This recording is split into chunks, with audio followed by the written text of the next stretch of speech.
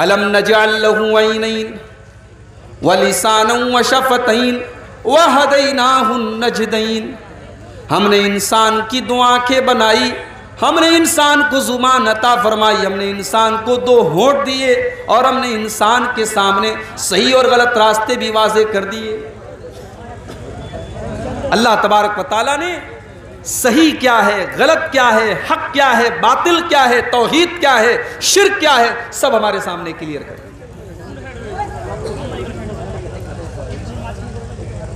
اللہ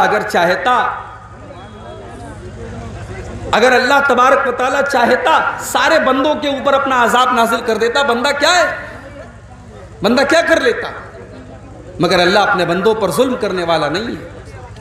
اللہ نے اپنے بندوں کو سمجھانے کے لیے, صحیح اور غلط کا راستہ بتانے کے لیے اللہ نے نبیوں کو بھیجا.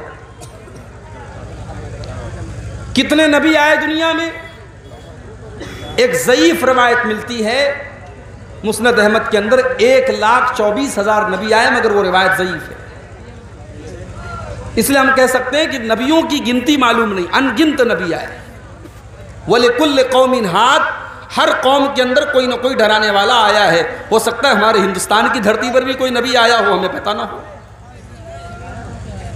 ہر نبی نے اپنی قوم کو جو سب سے پہلا پیغام دیا وہ توحید کا دیا. وَلَقَدْ بَعَثْنَا فِي كُلِّ أُمَّةٍ رَسُولًا أَنِ اعْبُدُوا اللَّهَ وَاجْتَنِبُوا الطَّاغُوتَ.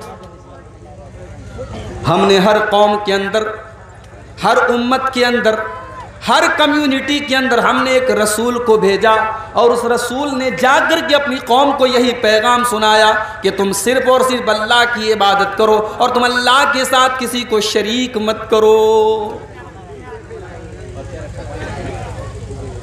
آج ہمارے ہندوستان میں تقریباً 90 کروڑ ایسے لوگ ہیں جو توحید سے محروم ہیں, جو ایک اللہ کو نہیں مانتے, جو اللہ کے علاوہ نہ جانے کس کس کے آگے سر جھکاتے ہیں. ہونا تو یہ چاہیے تھا کہ ہم ان کو بھی توحید کی دعوت دیتے, ہم ان کو بھی اسلام سمجھاتے, ہم ان کو لا الہ الا اللہ سمجھاتے. مگر ہم کیا کر رہے ہیں؟ ہم بھائی چارہ دکھانے کے لیے, ہم بھائی چارے کو ثابت کرنے کے لیے ان کو شبھ دیپاولی بول رہے ہیں. مسلمان دکاندار ہے, اس نے اپنی دکان پر بورڈ لگا کر کے رکھا ہے کہ ماں لکشمی آپ کے گھر پہ کرپا کرے اور آپ کے گھر کو روشن کرے.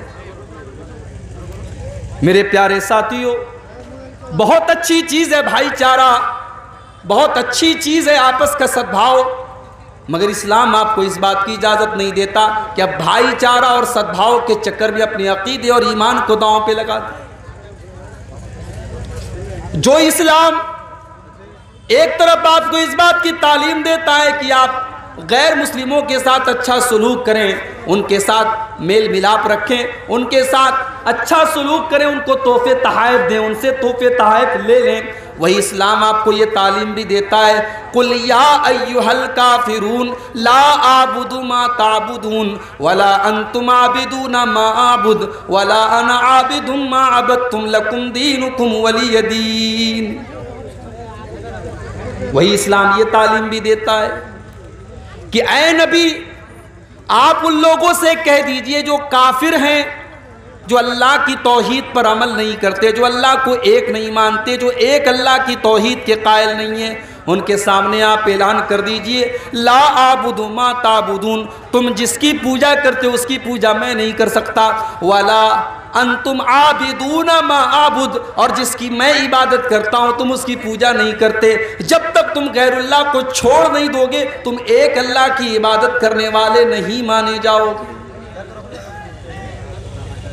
ایمان کے بارے میں اسلام کوئی کمپرومائز نہیں کرتا. ایک ایسا موقع بھی آیا تھا, اللہ کے نبی کے سامنے یہ آفر بھی آیا تھا کہ اے محمد ایک دن تم ہمارے 360 بتوں کی عبادت کرو, اور ایک دن ہم لا الہ الا اللہ ہم بھی کہیں گے, ہم بھی تمہارے ساتھ نماز پڑھیں گے, ایک دن تم ہماری والی کر لو, ایک دن ہم تمہاری والی کر لیں گے. کیا جواب دیا اللہ کے پیارے نبی نے؟ آپ نے یہی سورہ کافرون کی آیت پڑھ کے سنا دی، لا اعبد ما تعبدون، جس کی تم عبادت کرتے ہو اس کی میں نہیں کر سکتا، ولا انتم عابدون ما اعبد، اور جس کی میں عبادت کرتا ہوں تم شرک پر رہتے ہوئے تم اس کی عبادت کر ہی نہیں سکتے، لکم دینکم ولی دین، تم اپنے دین پر عمل کرو میں اپنے دین پر عمل کرتا ہوں۔ تو بھائی چارہ اور سدبھاؤ ایسے بھی تو قائم ہو سکتا ہے بھائی۔ ابھی میں منجھیلی گیا تھا عصر کے بعد، راستے میں کئی مسلمانوں کے گھر مجھے نظر آئے جنہوں نے اپنے گھروں کو دیپوں سے سجا کے رکھا۔ کیوں صاحب؟ میں اس کو بھائی چارہ نہیں مانتا، یہ بھائی چارہ نہیں ہے، ڈھکوسلا ہے یہ۔ کوئی غیر مسلم ٹوپی لگا لے اس کو ہم سمجھتے ہیں صاحب یہ بھائی چارہ ہے، اور کوئی مسلم کسی مورتی کے آگے پوجا کرے ہم اس کو بھائی چارہ کہتے ہیں۔ بھائی چارہ یہ نہیں ہے، بھائی چارہ یہ ہے کہ مسلمان مسجد میں عبادت کرے اور غیر مسلم اپنی مندر میں پوجا کرے، اور مسلمان کی عبادت پر اس غیر مسلم کو کوئی اعتراض نہ ہو، اور اس غیر مسلم کی عبادت پر ہمیں کوئی اعتراض نہ ہو۔ وہ اپنے مذہب پر عمل کرے، ہم اپنے مذہب پر عمل کرے، ہمارے مذہب میں کوئی دوسرا انٹرفیئر نہ کرے، دوسرے کے دھرم میں ہم انٹرفیئر نہ کریں۔ یہ ہے اصل بھائی چارہ۔ بھائی چارہ یہ نہیں ہے کہ صاحب ہم ان کے بت کے سامنے جا کر کے ہم ہاتھ جوڑیں اور عبادت کریں، اور ان کے دیپاولی پر ہم مبارکباد دیتے ہوئے کہیں کہ ماں لکشمی آپ کے اوپر کرپا کرے، اور وہ عید کے موقع پر ٹوپی لگا کے جالی والی اور رومال پہن کر کے ہمارے گھر میں آ کے سوئی کھائیں۔ ضروری نہیں ہے میرے بھائی، بھائی چارے کے لیے اپنے مذہب کو چھوڑ کر کے دوسرے مذہب کے جو ایکٹیویٹیز ہیں اور جو چیزیں ہیں ان پر عمل کرنا یہ صحیح نہیں ہے۔ ہم توحید کی اہمیت کو سمجھیں میرے بھائی۔ ہمارے نبی دنیا میں توحید لے کر کے آئے تھے۔ اگر ہمارے نبی دنیا کے سب سے بہترین نبی ہیں، سب سے افضل نبی ہیں، تو ہم بھی دنیا کی سب سے بہترین امت ہیں۔ اور ہمیں سب سے بہترین امت کا جو لقب ملا ہے، جو ٹائٹل ملا ہے، یہ ٹائٹل کیوں ملا ہے؟ اللہ نے اس ٹائٹل کی وجہ قرآن میں کیا بتائی؟ کنتم خیر امت اخرجت للناس تأمرون بالمعروف وتنہون عن المنکر وتؤمنون باللہ۔ اے مسلمانوں، تم دنیا کی سب سے بہترین امت ہو، تمہیں لوگوں کے لیے نکالا گیا ہے، تم لوگوں کا بھلا کرنے کے لیے دنیا میں آئے ہو۔ تأمرون بالمعروف، تم لوگوں کو نیکیوں کا حکم دیتے ہو، وتنہون عن المنکر، تم برائیوں سے روکتے ہو، وتؤمنون باللہ، اور تم اللہ کے اوپر ایمان رکھتے ہو۔ ہماری پہچان ہے توحید۔ اگر ہمارے اندر توحید نہیں ہے، ہم ایک اللہ کے اوپر ایمان نہیں رکھتے، اللہ کو چھوڑ کر کہیں اور ہماری پیشانی جھکتی ہے، تو میرے بھائی ہم بہترین امت کہلانے کے لائق نہیں ہیں۔ تو میرے عزیزوں، میرے دوستوں، جب ہم یہ کہتے ہیں کہ ہم مسلمان ہیں تو دنیا ہمارے اندر اسلام کو تلاش کرتی ہے۔ دنیا قرآن نہیں پڑھے گی، دنیا حدیث بعد میں پڑھے گی، دنیا ہمارے نبی کی سیرت بعد میں پڑھے گی۔ دنیا پہلے ہمارا کردار دیکھے گی، ہمارا اخلاق دیکھے گی، دنیا پہلے ہمیں دیکھے گی اور ہم سے اندازہ لگائے گی کہ مسلمان ایسے ہوتے ہیں، اس کا مطلب اسلام ایسا ہوتا ہے۔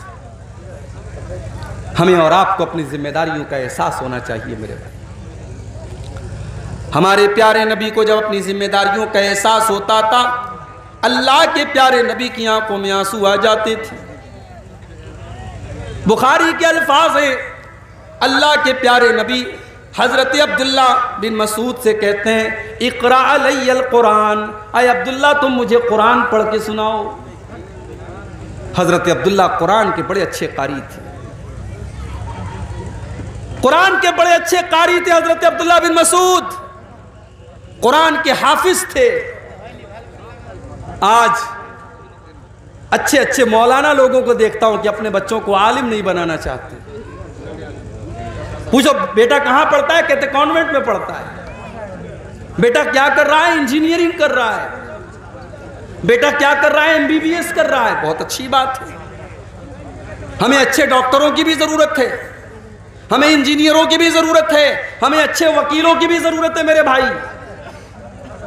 مگر یہ بات یاد رکھیے، دنیا کے لاکھوں اور کروڑوں انجینئر، ڈاکٹر اور وکیل مل کر کے قرآن کے ایک حافظ کے برابر نہیں ہو سکتے۔ یہ مدرسے میں پڑھنے والے بچے جو قرآن کے حافظ ہوتے ہیں، جو قرآن پڑھتے ہیں، جو دن رات بیٹھ کر کے قرآن و حدیث پڑھتے ہیں، یونیورسٹی میں اور کالج میں پڑھنے والا اپ ٹو ڈیٹ لڑکا، چاہے وہ کتنا ٹیلنٹڈ ہو جائے اور کتنا ہی قابل نہ ہو جائے اور لاکھوں کروڑوں کمانے والا نہ ہو جائے، اس قرآن کے حافظ کے برابر نہیں ہو سکتا ہے۔ عبداللہ بن مسعود قرآن کے قاری ہیں، اتنا اچھا قرآن پڑھتے ہیں کہ اللہ کے نبی کہا کرتے تھے جس کو قرآن بالکل تر و تازہ سننا وہ عبداللہ سے قرآن سن لے۔ جب یہ قرآن پڑھتے تھے ایسا لگتا تھا قرآن ابھی نازل ہو رہا ہے، قرآن ابھی اتر رہا ہے، قرآن ابھی اترا ہے اور عبداللہ بن مسعود اس کی تلاوت کر رہے ہیں۔ او میرے نوجوان ساتھیوں، اپنے کانوں میں ایئر بڈس اور ایئر فون لگا کر کے گانے سننے والے میرے نوجوان ساتھیوں، بائک کے اوپر گانا سن کے جا رہے ہو، کار میں بیٹھ کر کے تم گانے سن رہے ہو، تقریر ہو رہی ہے کہیں سائٹ میں بیٹھ کر کے تم گانے سن رہے ہو، کبھی فیس بک کی ریلز پر تم گانے دیکھ رہے ہو، کبھی انسٹاگرام پر تم میوزک سن رہے ہو، کبھی تم واٹس ایپ اور فیس بک کے اوپر گانے سن رہے ہو۔ او میرے نوجوان ساتھیوں، یہ تم گانے کیوں سن رہے ہو؟ یہ تم میوزک کیوں سن رہے ہو؟ اگر تم یہ کہتے ہو یہ گانے سن کر کے ہمارے دلوں کو سکون ملتا ہے، تو میرے بھائی تم اپنے دل کے بارے میں یہ سمجھ جاؤ تمہارا دل مردہ ہو چکا ہے۔ جس دل کو گانا سن کر کے سکون ملتا ہو، جس دل کو میوزک کے ذریعے سکون ملتا ہو، اس دل کی جنازے کی نماز پڑھ لو، وہ دل مر چکا ہے، وہ دل مردہ ہو چکا ہے۔ اس لیے کہ قرآن کیا کہتا ہے؟ الا بذکر اللہ تطمئن القلوب۔ او لوگوں، جو دل ہوتا ہے وہ دل اللہ کے ذکر سے سکون پاتا ہے، دلوں کو اللہ کے ذکر سے سکون ملتا ہے۔ اگر آپ کا دل زندہ ہوتا تو قرآن کی تلاوت سے اس کو سکون ملتا، آپ کا دل اگر زندہ ہوتا تو اللہ کے ذکر سے اس کو سکون ملتا۔ اگر میوزک اور گانے بجانے سے اور گندی تصویروں سے آپ کے دل کو سکون مل رہا ہے، اس کا مطلب کہ آپ کا دل مردہ ہو چکا ہے۔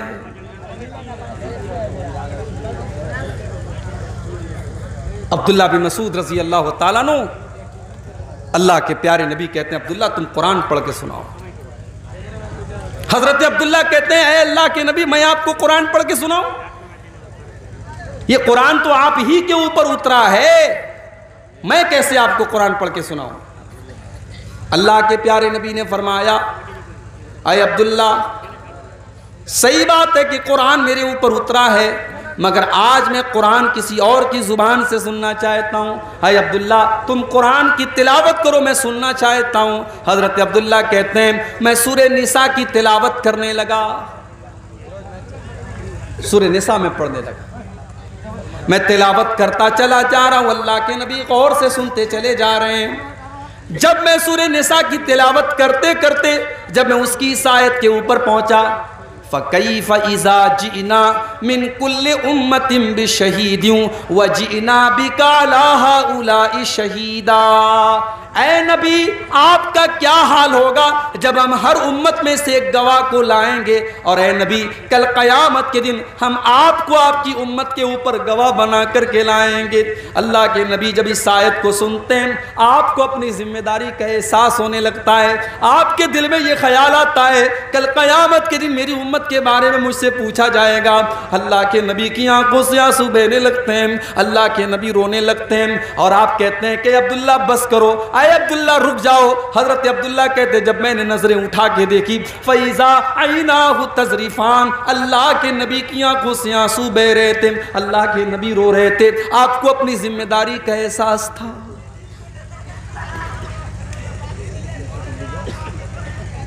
ہمارے نبی کو تو اپنی ذمہ داری کا احساس تھا، ہمیں اور آپ کو کب اپنی ذمہ داری کا احساس ہوگا میرے بھائی؟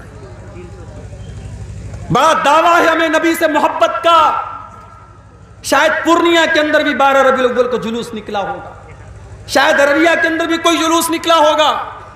ایک سال میں 12 ربیع الاول کے موقع پر مالدہ میں تھا، بڑا پورا کلیا چک اور پورا مالدہ کی سڑکیں بھری ہوئی تھی رسول کے عاشقوں سے، رسول کے چاہنے والوں سے۔ بڑے دعوے ہیں صاحب ہمیں رسول سے محبت کے، کوئی گھروں کو سجا رہا ہے، کوئی گھروں میں جھنڈے لگا رہا ہے، کوئی بائک پہ جھنڈی لگا رہا ہے، کوئی ڈی جے بجا رہا ہے، کوئی نبی کی نعتیں بجا رہا ہے، کوئی ہرے رنگ کا کپڑا پہن کے نکلے ہوئے ہیں۔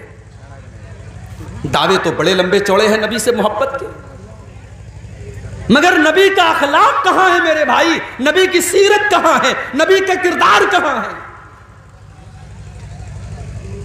وہ نبی جس نے اپنے لیے کبھی کچھ نہیں بنایا، دنیا سے گئے کوئی پراپرٹی نہیں بنائی، کوئی اپنے بچوں کے لیے کوئی مال نہیں چھوڑا، کبھی عیش و آرام کی زندگی نہیں گزاری۔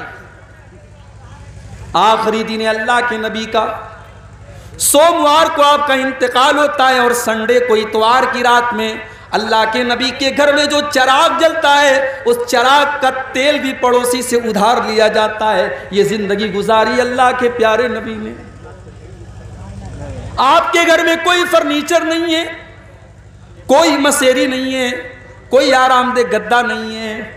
حضرت عمر ایک مرتبہ اللہ کے نبی کے کمرے میں آتے ہیں، دیکھتے ہیں ایک معمولی سی چٹائی بچھی ہوئی ہے، ایک معمولی سا تکیہ رکھا ہوا ہے، تھوڑی سی جو رکھی ہوئی ہے، ایک پانی کا پیالہ رکھا ہوا ہے۔ یہ اللہ کے نبی کا کمرہ ہے، یہ اللہ کے نبی کی کل کائنات ہے۔ حضرت عمر فاروق کی آنکھوں میں آنسو آ جاتے ہیں اور کہتے ہیں اے اللہ کے نبی، آپ اللہ کے نبی ہو کر اور ہم سب کے سردار ہو کر، ہم سب کے آقا ہو کر آپ ایسی زندگی گزارتے ہیں۔ اے اللہ کے نبی، قیصر و کسریٰ تو اپنے اپنے دربار میں عیش و آرام سے رہتے ہیں، آپ ایسی زندگی کیوں گزارتے ہیں؟ اللہ کے نبی فرماتے ہیں اما ترضا ان تکون لہم الدنیا ویکون لنا الاخرہ۔ اے عمر، کیا تم نہیں چاہتے کہ قیصر و کسریٰ کو تو دنیا مل جائے اور تمہارے نبی کو آخرت کی نعمتیں مل جائیں، تمہارے نبی کو اللہ کی نعمتیں مل جائیں؟ کیا تم یہ نہیں چاہتے؟ اس نبی نے اپنے لیے کچھ نہیں بنایا، اپنے بچوں کے لیے کچھ بھی نہیں بنایا۔ آخری دن جب اللہ کے نبی کا انتقال ہونے والا ہے، آپ کے گھر میں جو جو آتا ہے وہ آپ کی زرہ ایک یہودی کے گھر میں گروی رکھی جاتی ہے تو اس کے بدلے میں جو آپ کے گھر میں آتا ہے۔ اس نبی نے پتھر بھی کھائے، اس نبی نے پیٹ پر پتھر بھی باندھے، اس نبی نے 2 مہینے تک اس نبی کے گھر میں چولہا نہ جلائے۔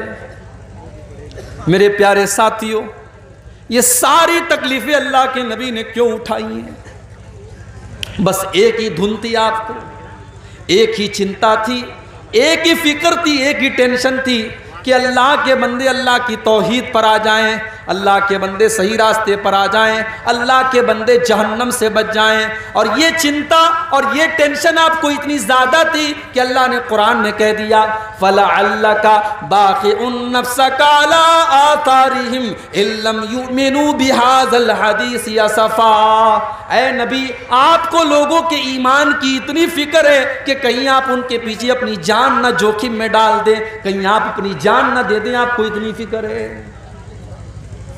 آپ کو بس ایک ہی فکر ستاتی تھی کہ لوگ ایمان لے آئیں، لوگ توحید پر آ جائیں، لوگ جہنم کی آگ سے بچ جائیں۔ آپ نے طائف کے اندر پتھر بھی کھائے، آپ نماز پڑھ رہے ہیں اور عقبہ ابن ابی معیط آتا ہے اور آپ کے گلے میں چادر ڈال کر کے آپ کا گلا دبانے کی کوشش کرتا ہے۔ حضرت ابوبکر صدیق آتے ہیں اور آ کر کے اللہ کے نبی کو بچاتے ہیں اور کہتے ہیں اتقتلون رجلا ان یقول ربی اللہ، تم ایک انسان کو صرف اس لیے قتل کرنا چاہتے ہو کہ وہ اللہ کو اپنا رب کہتا ہے، وہ ایک اللہ کو اپنا رب کہتا ہے، تم اس لیے اس کو قتل کر دینا چاہتے ہو۔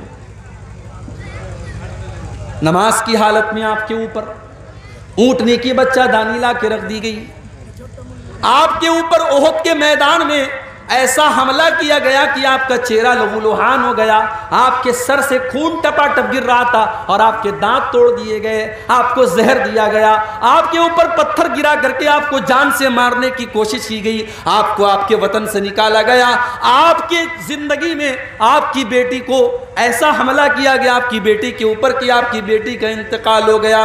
میرے پیارے ساتھیوں، یہ سارے دکھ اللہ کے نبی نے کیوں اٹھائے؟ اللہ کے لیے اٹھائے، اللہ کے دین کے لیے اٹھائے، اللہ کی رضا کے لیے اٹھائے۔ ہم بھی تو اسی نبی کا کلمہ پڑھنے والے ہیں، ہمیں اپنی ذمہ داری کا احساس کب ہو؟ ہم اسلام کے لیے اور اپنے دین کے لیے کیا کر رہے ہیں؟ جلسہ کر رہے ہیں؟ بہت بڑا تیر مار لیا بھائی صاحب آپ نے، بڑی دور سے چل کے آپ آئے ہیں، آج چمنی بازار میں جلسہ ہے، مگر ذرا اپنے دلوں کو ٹٹولنا، کہ کس مقصد کے لیے آئے. مقصد اگر یہ ہے کہ عبدالغفار صاحب آئیں گے تقریر سنیں گے اور صبح آپس میں باتیں کریں گے صاحب تقریر کیسی تھی، اگر یہ مقصد تھا، یا بہت ساری ہماری عورتیں آئی ہیں کہ چلے آج دیکھیں گے منیر الدین صاحب، ان کو دیکھیں گے آج وہ کیسے دکھنے میں لگتے ہیں، ان کو دیکھنا مقصد تھا، تو معاف کیجئے پھر آپ کا مقصد یہاں آنے کا گڑبڑ ہے. انما الاعمال بالنیات، بخاری کی پہلی حدیث ہے، عمل کا ثواب تو نیت کے حساب سے ملے گا. اگر نیت یہ ہے کہ جلسے میں جائیں گے 10 باتیں سنیں گے، چلو 10 پر نہیں 10 میں سے 2 بات پر عمل کر لیں گے، اپنی اصلاح کر لیں گے، اپنی کمیوں کو دور کریں گے، اگر یہ مقصد لے کر کے آئے تھے اور مدرسہ قمر العلوم کا تعاون کریں گے، اگر یہ مقصد لے کر کے آئے تھے تب تو ٹھیک ہے. اور اگر تفریح کرنا تھا، انٹرٹینمنٹ کرنا تھا، تو انٹرٹینمنٹ کرنے کے لیے تقریر میں آنا ضروری نہیں ہے. کوئی فلم دیکھ لو، کوئی ناچ گانا دیکھ لو، کوئی اور بےہودہ کام کر لو، اس میں انٹرٹینمنٹ ہو جائے گا. دین کو انٹرٹینمنٹ مت بناؤ میرے بھائی. یہ قرآن و حدیث کی مجلس ہے، یہ دین کی مجلس ہے، یہ پروگرام دین کا پروگرام ہے. اس کو منورنجن کا سادھن مت بناؤ، اس کو انٹرٹینمنٹ کا ذریعہ مت بناؤ. یہاں آئے ہو تو قرآن و حدیث کی باتوں کو سنو اور اپنی اصلاح کرو. ہمارے نبی کی آنکھوں میں آنسو آ گئے. آج ہمیں ایسی تقریریں اچھی لگتی ہیں جس میں ہمیں سامنے والا ہنسا دے. ایک بات بولوں، ہنسنے کا نہیں رونے کا مقام ہے. یہ جو ہم لوگ ہنستے ہیں نا، ہنسنا منع نہیں ہے شریعت میں، مگر جو لوگ ہمیشہ ہنستے رہتے ہیں، موبائل پر دیکھو تو جوک لگا کے سنتے ہیں، کامیڈی والے پروگرام سنتے ہیں، کہتے ہیں صاحب میں ہنستا رہتا ہوں.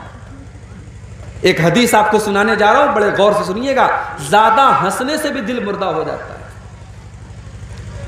ترمذی کی روایت ہے، اللہ کے پیارے نبی فرماتے ہیں میں 5 باتیں بیان کرنے جا رہا ہوں، ان 5 باتوں کو کون سیکھے گا؟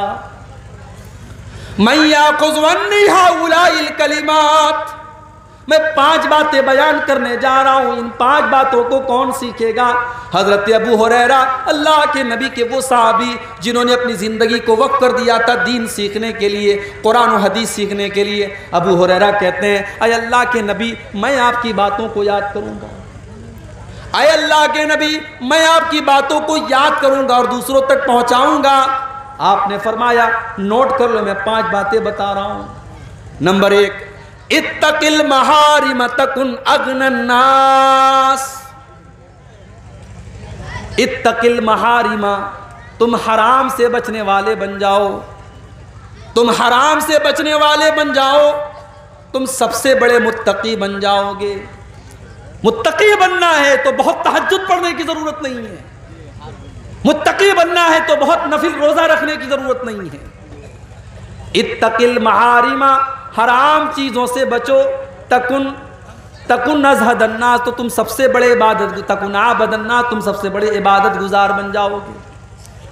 عبادت گزار اگر بننا ہے، متقی بننا ہے، پرہیزگار بننا ہے تو حرام چیزوں سے بچنے والے بن جاؤ. حرام کاروبار سے بچو، حرام کمائی سے بچو، حرام زبان سے بچو، حرام چیزوں سے بچو، تم سب سے بڑے عبادت گزار بن جاؤ گے. اس کے بعد اللہ کے نبی کہتے ہیں دوسری چیز، وَرْضَ بِمَا قَسَمَ اللَّهُ لَكَ تَكُنْ أَغْنَى النَّاسِ، اللہ نے تمہاری تقدیر میں جو لکھ دیا ہے اس کے اوپر راضی ہو جاؤ، خوش ہو جاؤ، تم سب سے بڑے مالدار بن جاؤ گے. یہ حسد کیوں ہوتا ہے؟ میری تنخواہ 5,000 تیری 10,000 کیوں ہے؟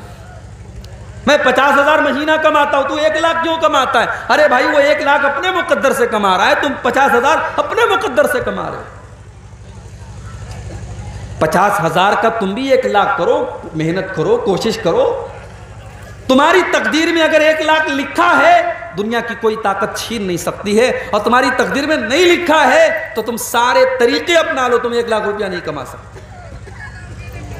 تو تقدیر میں اللہ نے جو لکھ دیا ہے اس پر راضی رہو، خوش رہو، محنت کرو، بہتر سے بہتر کی کوشش کرو، مگر اللہ نے جو تقدیر میں لکھ دیا ہے اس کے اوپر خوش ہو جاؤ. اللہ کے پیارے نبی کہتے ہیں سب سے بڑے مالدار بن جاؤ گے.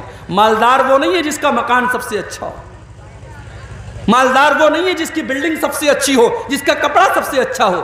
مالدار وہ ہے جو چین کی نیند سوتا ہو، جس کے بچے بیمار نہ رہتے ہوں، جس کے گھر میں کچ کچ نہ لگی رہتی ہو، جس کے گھر میں ٹینشن نہ رہتی ہو، اللہ کے نبی نے کہا تقدیر پر راضی ہو جاؤ، سب سے بڑے مالدار بن جاؤ۔ تیسری چیز وَأَحِبَّ لِلنَّاسِ مَا تُحِبُّ لِنَفْسِكَ تَكُنْ مُسْلِمًا تَكُنْ مُؤْمِنًا، اور جو تم اپنے لیے پسند کرتے ہو وہی تمام لوگوں کے لیے تم پسند کرو، تم مسلمان بن جاؤ گے۔ تم نہیں چاہتے تمہاری بیٹی کو کوئی غلط نظر سے دیکھے، تمہاری بہن کو کوئی غلط نظر سے دیکھے، تمہاری بیوی کو کوئی چھیڑے۔ تم بھی دوسروں کی بیٹیوں کو، دوسری کی بہوؤں کو، دوسروں کی بہنوں کو غلط نظر سے دیکھنا بند کر دو۔ تم نہیں چاہتے کوئی تمہاری غیبت کرے، چغلی کرے، برائی کرے، تم دوسروں کی غیبت کرنا بھی بند کر دو۔ تم چاہتے ہو لوگ تمہاری اچھائیوں کی تعریف کریں اور تمہاری برائیوں کے اوپر پردہ ڈال دیں، تم بھی دوسروں کی اچھائیوں کی تعریف کرو اور دوسروں کی برائیوں پر پردہ ڈال دو۔ جو تم اپنے لیے پسند کرتے ہو وہی تمام لوگوں کے لیے پسند کرو۔ اللہ کے نبی کہتے ہیں اگر تم ایسا کرو گے تو تم مومن بن جاؤ گے۔ چوتھی چیز وَأَحْسِنْ إِلَىٰ جَارِكَ تَكُنْ مُسْلِمًا، اور اپنے پڑوسی کے ساتھ تم اچھا سلوک کرو۔ تمہارا پڑوسی مسلمان ہے تب بھی، غیر مسلم ہے تب بھی، تمہاری برادری کا ہے تب بھی، تمہاری برادری کا نہیں ہے تب بھی، تمہارے مسلک کا ہے تب بھی، تمہارے مسلک کا نہیں ہے تب بھی، پڑوسی کو تکلیف پہنچانے کا تمہیں کوئی ادھیکار نہیں ہے۔ اپنے پڑوسی کے ساتھ تم بھلائی کرو، اللہ کے نبی فرماتے تم مسلمان بن جاؤ گے۔ اور پانچویں چیز وَلَا تُكْثِرِ الضِّحْكَ، اور اللہ کے نبی فرماتے ہیں کہ تم زیادہ ہنسا مت کرو، اس لیے کہ زیادہ ہنسنے سے فَإِنَّ كَثْرَةَ الضِّحْكِ تُمِيتُ الْقَلْبَ، زیادہ ہنسنے سے دل مردہ ہو جاتا ہے۔ تو ہنسنا زیادہ نہیں ہونا چاہیے، کبھی کبھی رونا چاہیے میرے بھائی۔ قرآن کریم میں اللہ تعالیٰ نے رونے والوں کا واقعہ بھی بیان کیا ہے۔ قرآن کا 7واں پارہ کھولو، وَإِذَا سَمِعُوا مَا أُنزِلَ إِلَى الرَّسُولِ تَرَىٰ أَعْيُنَهُمْ تَفِيضُ مِنَ الدَّمْعِ مِمَّا عَرَفُوا مِنَ الْحَقِّ، اے نبی عیسائیوں کے سامنے بھی جب قرآن پڑھا جاتا ہے تو عیسائیوں میں جو نیک لوگ ہوتے ہیں، جو اچھے لوگ ہوتے ہیں، وَإِذَا سَمِعُوا مَا أُنزِلَ إِلَى الرَّسُولِ، جب قرآن کی تلاوت کو وہ سنتے ہیں، تَرَىٰ أَعْيُنَهُمْ تَفِيضُ مِنَ الدَّمْعِ، تو اے نبی آپ کیا دیکھتے ہیں؟ ان کی آنکھوں سے آنسو بہنے لگتا ہے، وہ رونے لگتے ہیں۔ حبشہ کا دربار تھا، نجاشی کا دربار تھا، اور مسلمانوں نے حبشہ میں جا کر کے پناہ لی تھی۔ مکہ کے کافروں نے 2 لوگوں کو بھیجا، ان دونوں لوگوں نے آ کر کے نجاشی کو بھڑکانا شروع کر دیا۔ کہا اے نجاشی، اے حبشہ کے بادشاہ، یہ لوگ جو آپ کے ملک میں آئے ہیں یہ حضرت عیسیٰ علیہ السلام کو برا بھلا کہتے ہیں، یہ حضرت مریم کو برا بھلا کہتے ہیں، یہ ہمارے ملک سے بغاوت کر کے آئے ہیں، آپ ان کو ہمارے حوالے کر دیجئے۔ نجاشی نے مسلمانوں کو بلوایا، مسلمانوں نے حضرت جعفر رضی اللہ تعالیٰ عنہ کو اپنا نمائندہ بنایا۔ نجاشی نے کہا کہ اے مسلمانوں، ہمیں پتہ لگا ہے کہ تم عیسیٰ علیہ السلام کو برا بھلا کہتے ہو، تم حضرت مریم کو برا بھلا کہتے ہو، تمہارا کیا خیال ہے؟ حضرت جعفر نے کہا کہ اے نجاشی، اے حبشہ کے بادشاہ، میں کوئی اور بات تو نہیں بیان کروں گا، میں قرآن کی آیت آپ کے سامنے پڑھ دیتا ہوں۔ اس کے بعد سورہ مریم کی تلاوت کرنا شروع کر دیا۔ کبھی موقع ملے تو سورہ مریم کی کسی اچھے قاری کی آواز میں سورہ مریم کی تلاوت سنو میرے بھائی، اگر اندر سے روح نہ سرسار ہو جائے تو کہنا۔ قرآن کا انداز، کوئی اچھا قاری جب قرآن پڑھے۔ حضرت جعفر تو اللہ کے نبی کے صحابی ہیں، جب انہوں نے اپنے انداز میں قرآن کو پڑھنا شروع کیا، وَاذْكُرْ فِي الْكِتَابِ مَرْيَمَ، جب انہوں نے حضرت مریم کا واقعہ بیان کرنا شروع کیا، عیسیٰ علیہ السلام کے پیدائش کا واقعہ بیان کیا، پیدا ہونے کے بعد جب حضرت مریم عیسیٰ علیہ السلام کو اپنی گود میں لے کر کے گئی اور قوم کے لوگوں نے تانا مارنا شروع کیا، اور حضرت مریم نے اپنی ماں کی گود میں اپنے اللہ کے نبی ہونے کا اعلان کیا، اللہ کے بندے ہونے کا اعلان کیا۔ جب یہ سورہ مریم کی آیتیں جب حضرت جعفر نے پڑھنا شروع کی، پورا دربار رونے لگا، نجاشی بھی رونے لگے اور پورا کا پورا دربار سسکیوں سے گونجنے لگا، پورا دربار رونے لگا، اور نجاشی بھی ایمان لے آیا اور اس کے دربار کے کئی لوگ ایمان لے آئے۔ اللہ نے فرمایا وَإِذَا سَمِعُوا مَا أُنزِلَ إِلَى الرَّسُولِ تَرَىٰ أَعْيُنَهُمْ تَفِيضُ مِنَ الدَّمْعِ، اے نبی جب قرآن ان کے سامنے پڑھا جاتا ہے تو وہ قرآن کو سن کر کے رونے لگتے ہیں۔ میرے پیارے ساتھیوں، قرآن تو وہی آج ہمارے پاس بھی ہے، قرآن وہی ہے، آج اسی قرآن کو ہمارے یہاں تراویح میں پڑھا جاتا ہے، مگر حافظ صاحب نے اگر 1.5 پارے کی جگہ 2 پارا پڑھا دیا، اگر 1 پارے کی جگہ 2 پارا پڑھا دیا تو ہمارا پارا چڑھ جاتا ہے۔ حافظ صاحب آپ نے زیادہ کیوں پڑھا دیا؟ اس قرآن کو سن کر کے آج ہمارے دل کی کوئی دنیا نہیں بدلتی، نہ ہماری آنکھوں سے آنسو آتے ہیں۔ میرے پیارے ساتھیوں، کیا بات ہے، قرآن تو وہی ہے، قرآن تو وہی ہے جس کے بارے میں اللہ نے فرمایا لو انزلنا هذا القرآن على جبل لرأيته خاشعا متصدعا من خشیۃ اللہ۔ اے نبی، اس قرآن کو اگر ہم کسی پہاڑ کے اوپر بھی اتار دیں تو پہاڑ بھی اللہ کے خوف سے چور چور ہو جائے گا۔ ہمارے دل کی کیا اوقات ہے؟ ہمارا دل تو ملائم سا ہے، نرم سا ہے، گوشت کا بنا ہوا ہے۔ اللہ نے کہا قرآن پہاڑ پر بھی اترتا تو پہاڑ چکنا چور ہو جاتا، اور آج قرآن سے ہمارے دل کے اوپر کوئی اثر نہیں ہو رہا ہے۔ اس کا مطلب کہ ہمارا دل پہاڑ سے بھی زیادہ سخت ہو چکا ہے۔ قرآن کا پہلا پارہ اٹھاؤ، اللہ نے یہودیوں کے بارے میں فرمایا ثم قست قلوبكم من بعد ذلك فهي كالحجارة او اشد قسوة۔ اے یہودیو، تم اتنے گناہ کر چکے ہو، تم اللہ کی اتنی نافرمانی کر چکے ہو کہ گناہ کرنے کی وجہ سے تمہارے دل کٹھور ہو چکے ہیں، تمہارے دل سخت ہو چکے ہیں، پتھر سے بھی زیادہ کٹھور ہو چکے ہیں۔ اس لیے کہ پتھر بھی کچھ ایسے ہوتے ہیں کہ پتھر سے رس رس کر کے پانی بہنے لگتا ہے، پتھر اللہ کے خوف سے جھک جاتا ہے اور پتھر سے ندیاں نکلنے لگتی ہیں۔ مگر اے یہودیو، تم اللہ کے اتنے بڑے نافرمان اور اتنے بڑے گنہگار ہو کہ تمہارے دل تو پتھروں سے بھی زیادہ سخت ہو چکے ہیں۔ آج جانتے ہو، ہم قبرستان جاتے ہیں، قبرستان جا کر کے بھی ہمارے دل نرم نہیں ہوتے، ہماری آنکھوں سے کبھی آنسو نہیں آتے۔ جنازے میں ہم جاتے ہیں، جنازے کو قبر میں اتارا جا رہا ہے اور ہم بیٹھ کر کے دنیا کی باتیں کر رہے ہیں، ہم انڈیا پاکستان کے میچ کی بات کر رہے ہیں، ہم وراٹ کوہلی کے شاٹ کی تعریف کر رہے ہیں، ہم دنیا کی باتیں کر رہے ہیں، ہم قبرستان میں کھڑے ہو کر کے دنیا کی باتیں کر رہے ہیں۔ میرے پیارے ساتھیوں، یہ کتنی سخت دلی کی بات ہے۔ قبرستان تو وہ جگہ ہے جو ہماری اوقات ہمیں بتاتی ہے، جو ہمیں ہماری آخرت بتاتی ہے، مگر ہم تو اتنے سخت دل ہو چکے ہیں کہ قبرستان جا کر کے بھی ہمیں موت یاد نہیں آتی، قبرستان جا کر کے بھی ہم کو آخرت یاد نہیں آتی۔ ابن ماجہ کی روایت ہے، ایک انصاری صحابی کا جنازہ تھا، جنازے کو قبر میں اتارا جا رہا تھا۔ اللہ کے پیارے نبی اپنے صحابہ کو لے کر کے قبر کے ایک سائیڈ میں بیٹھے ہوئے تھے اور بالکل خاموش تھے، اور آپ اس قبر کے بارے میں سوچ رہے تھے۔ اچانک آپ کی آنکھوں سے آنسو بہنے لگے، آپ اتنا روئے حتی بل الثری، آپ کے آنسوؤں سے وہاں کی زمین بھیگ گئی، زمین تر ہو گئی۔ آپ نے اپنے صحابہ سے فرمایا لمثل ھذا فاعدوا یا اخوانی، اے میرے صحابہ، اس قبر میں تم کو بھی جانا ہے، یہ منزل تم کو بھی دیکھنی ہے، یہ جگہ تم کو بھی دیکھنی ہے، تم اس کی تیاری کرو۔ او پورنیہ میں پلاٹ بنانے والوں، وہ چوک میں مکان خریدنے والوں، وہ کروڑوں کی پراپرٹی بنانے والوں، قبر میں کوئی پراپرٹی کام نہ دے گی، کوئی دکان کام نہ دے گی، تمہارے گھر کا اے سی کام نہ دے گا، تمہارے گھر کا پنکھا کام نہ دے گا، تمہارے گھر میں لگایا گیا انورٹر کام نہ دے گا۔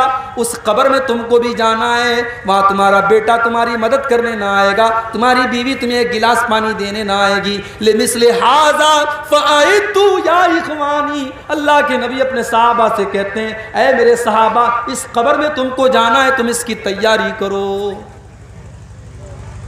ہم کو تو قبرستان جا کر کے بھی موت یاد نہیں آتی، ہماری آنکھوں میں کبھی آنسو نہیں بہتے قبرستان جا کر۔ عثمان غنی کو دیکھو، یہ اللہ کے نبی کے وہ صحابی ہیں جن کو اللہ کے نبی نے کئی مرتبہ جنتی کہا تھا۔ عثمان غنی جب قبرستان کے پاس سے گزرتے تھے اور قبروں کو دیکھتے تھے، زار و قطار رونے لگتے تھے، آنکھوں سے آنسو بہنے لگتے تھے۔ پوچھا گیا کہ عثمان غنی، جنت کی بات آتی ہے تو آپ نہیں روتے ہیں، جہنم کا تذکرہ ہوتا ہے تو آپ نہیں روتے ہیں، قبرستان کو دیکھ کر کے کیوں رونے لگتے ہیں، قبروں کو دیکھ کر کے کیوں رونے لگتے ہیں؟ عثمان غنی کہتے ہیں، او لوگو، میں نے اپنے پیارے نبی، اللہ کے پیارے نبی کو یہ فرماتے ہوئے سنا ہے، ان القبر اول منزل من منازل الاخرہ، بے شک قبر آخرت کی پہلی منزل ہے، جس نے اس منزل کو کراس کر لیا اس کے لیے آگے کی منزلیں بھی آسان ہوں گی۔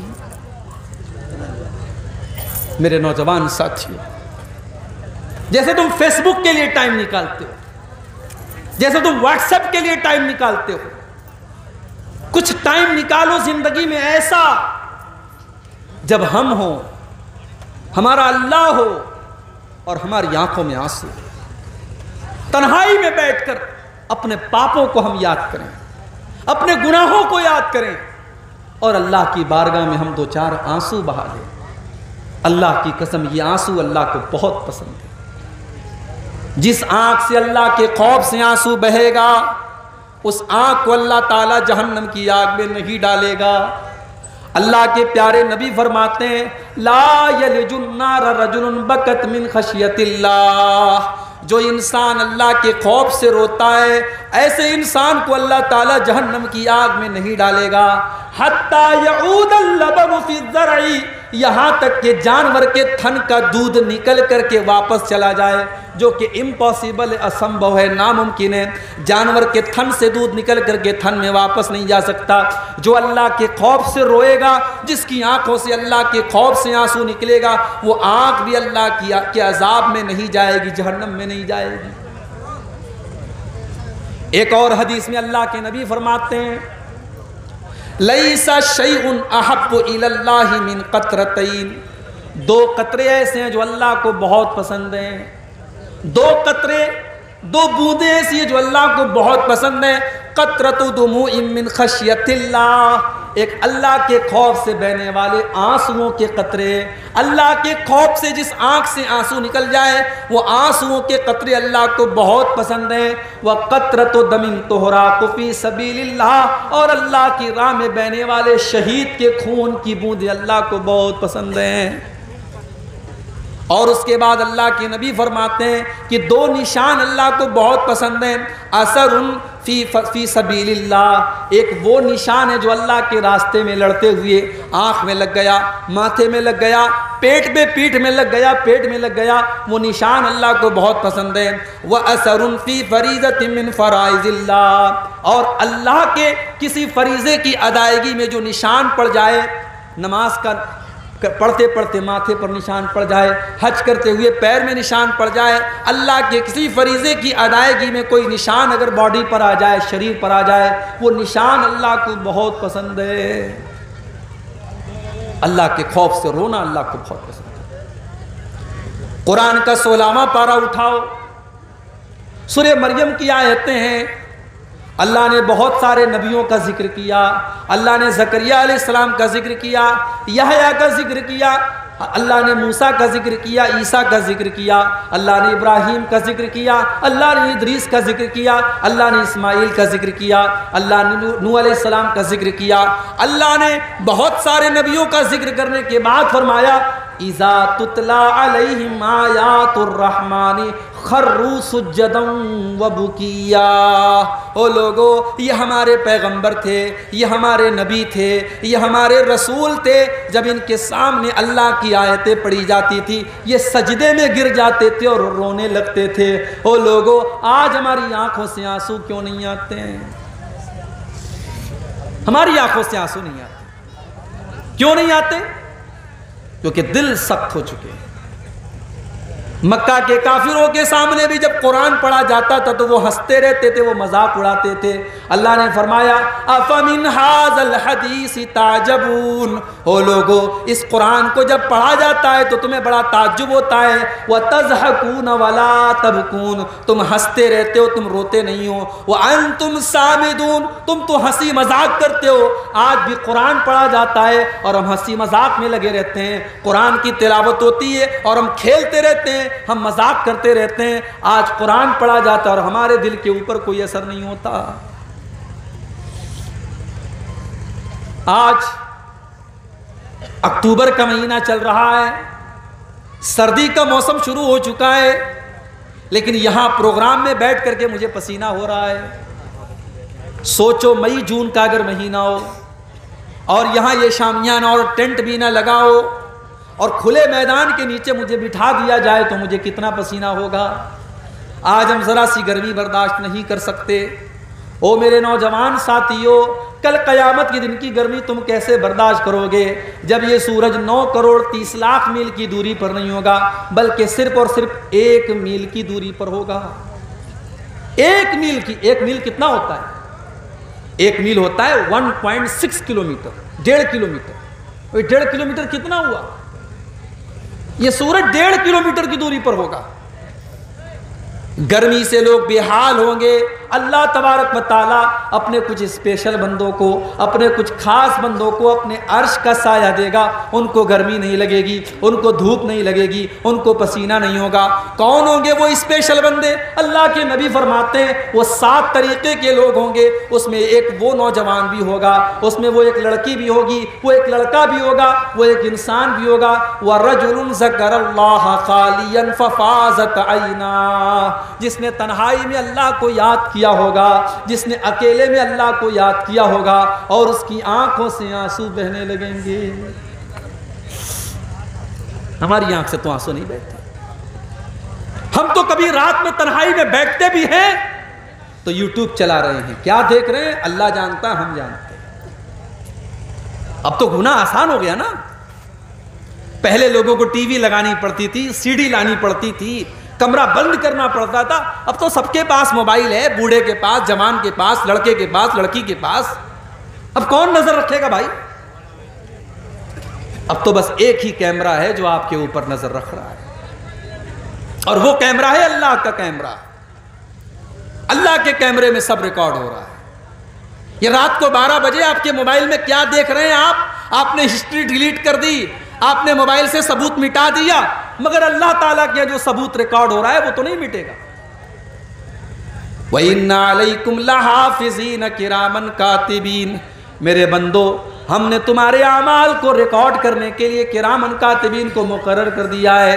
یعلمون ما تفعلون، وہ تمہارے ایک ایک عمل کو ریکارڈ کر رہے ہیں، وہ تمہاری ایک ایک حرکت کو لکھ رہے ہیں۔ او میری پیاری ماں بہنوں، تم جلسے میں آ کر کے کیا کیا باتیں کر رہی ہو، کس کی شکایتیں کر رہی ہو؟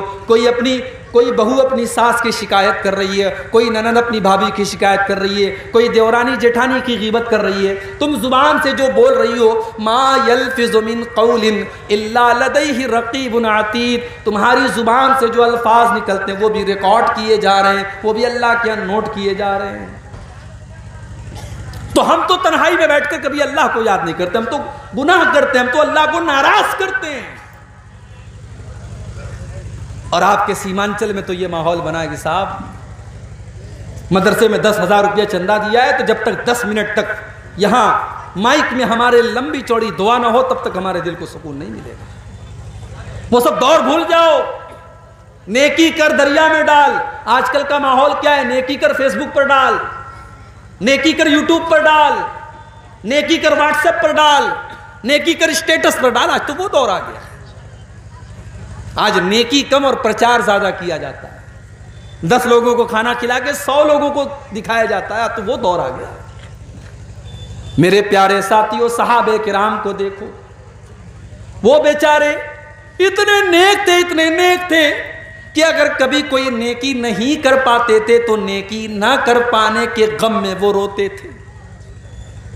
جیسے کوئی غریب آدمی آیا، مدرسہ قمر العلوم کا جلسہ چل رہا ہے، اس کا اس کا دل چاہتا ہے کہ میں مدرسے میں 1000 روپیہ چندہ دوں، مگر وہ غریب آدمی ہے، مزدور آدمی ہے، وہ بیچارہ بڑی مشکل سے 100 روپے کا ارینجمنٹ کرتا ہے، وہ 100 روپے لا کے دیتا ہے تو اس کی آنکھ میں آنسو آ جاتے ہیں، وہ سوچتا ہے کاش میرے پاس 1000 ہوتا، 1,00,000 ہوتا، میں ان غریب بچوں کی تعلیم کے لیے 1,00,000 کا تعاون کر دیتا۔ اس کو کہتے ہیں نیکی نہ کر پانے کا جذبہ، نیکی نہ کر پانے کا ملال۔ غزوہ تبوک کا موقع تھا، یہ بڑی عجیب و غریب لڑائی تھی، بڑا عجیب و غریب غزوہ تھا اللہ کے نبی کی زندگی کا۔ میں اپنے نوجوان بھائیوں سے کہوں گا کبھی یوٹیوب پر غزوہ تبوک کے بارے میں سن لینا، میرے بیان بھی موجود ہے، تم سن لینا۔ غزوہ تبوک کے بارے میں ہر نوجوان کو پڑھنا چاہیے، سننا چاہیے۔ گرمی کا موسم تھا، کھجوروں کے پکنے کا ٹائم تھا، اور مدینہ سے 600 کلومیٹر کا سفر طے کرنا تھا۔ سواریوں کی قلت تھی، پیسے کی قلت تھی۔ اللہ کے پیارے نبی نے اعلان کیا اس لشکر کے تعاون کے لیے تم اپنا اپنا چندہ دو، جو چندہ دے گا، جو تعاون کرے گا، میں اسے جنت کی گارنٹی دیتا ہوں۔ صحابہ کرام اپنی اپنی حیثیت کے مطابق، اپنی اپنی طاقت کے مطابق اللہ کے نبی کے پاس آ کر کے تعاون کرنے لگے۔